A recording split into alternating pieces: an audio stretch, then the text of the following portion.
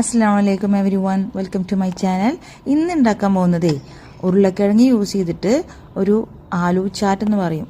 ഇതൊരു north Indian ഡിഷാണ് കേട്ടോ. ഒരു സാലഡ് റെസിപ്പി പോലെ നമുക്ക് വിചാരിച്ചാൽ മതി. ഉരുളക്കിഴങ്ങ് ഉപ്പിട്ടിട്ട് വേവിച്ചതെടുക്കുക, അത് ചെറുതായിട്ട് കട്ട് ചെയ്ത് കൊടുക്കുക. മാഷ് ചെയ്തിട്ടും നമുക്ക് എടുക്കാവുന്നതാണ് കേട്ടോ.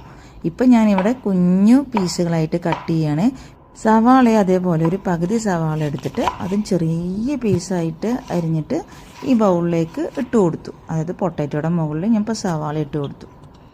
അടുത്തതായിട്ട് പിന്നെ മല്ലിയിലയാണ് കേട്ടോ ഞാൻ എടുക്കുന്നത്. മല്ലിയില നന്നായിട്ട് കഴുകി അതും ചെറിയ പീസായിട്ട് ഇട്ട് കൊടുത്തു. ഇഫ്താറിൻ്റെ സമയത്ത് ഇക്കാൻ്റെ പാകിസ്ഥാനി ഫ്രണ്ട്സ് കൊണ്ടുവന്ന് തന്നിട്ടോ ഈ ഒരു റെസിപ്പി ഞാൻ അറിയുന്നത്. നല്ല ടേസ്റ്റായിരുന്നു അത് കഴിക്കാൻ. ഇനി നല്ല കട്ടിയുള്ള തൈരോ അല്ലെങ്കിൽ യോഗേർട്ടോ പുളിയില്ലാത്തതാണ് ഇതിൽ ചേർത്ത് കൊടുക്കേണ്ടത്. എൻ്റേത് ലൂസുമാണ്, നല്ല പുളിയുള്ളതുമായിരുന്നു. ഇതിലോട്ട് 1 ടീസ്പൂൺ ജീരകപ്പൊടി, 1 ടീസ്പൂണ് ചാറ്റ് മസാല, 1 ടീസ്പൂൺ കുരുമുളക് പൊടി. ഇത്രയേ ഉള്ളൂ, ഭയങ്കര ഈസിയാണ്. ഇനി ഇത് നന്നായിട്ട് മിക്സ് ചെയ്ത് കൊടുക്കാം.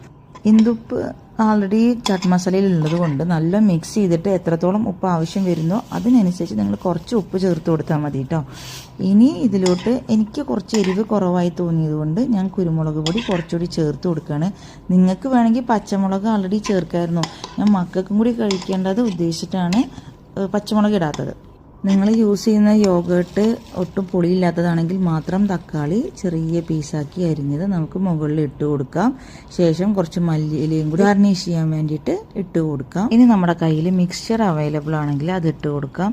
മിക്സ്ചർ വെള്ളത്തിൽ സോക്ക് ചെയ്തിട്ട് അങ്ങനെ ഇട്ട് കൊടുക്കാം, അല്ലെങ്കിൽ പ്ലെയിൻ ആയിട്ട് ഡയറക്റ്റ് ആയിട്ട് ഇട്ട് കൊടുക്കുകയും ചെയ്യാം. ബൂന്തിയൊക്കെയുള്ള മിക്സ്ചർ വെള്ളത്തിൽ ഇട്ടിട്ട് ഒന്ന് സോക്ക് ചെയ്തിട്ട് അത് പിഴിഞ്ഞിട്ടാണ് കേട്ടോ ഇട്ട് കൊടുക്കേണ്ടത്. ഭയങ്കര ടേസ്റ്റാണ് കേട്ടോ കഴിക്കാൻ. അതായത് നോർത്ത് ഇന്ത്യൻ റെസിപ്പീസൊക്കെ ട്രൈ ചെയ്യാൻ ഇഷ്ടമുള്ളവർ എന്തായാലും ഇങ്ങനെയൊന്ന് ട്രൈ ചെയ്ത് നോക്കാം കേട്ടോ.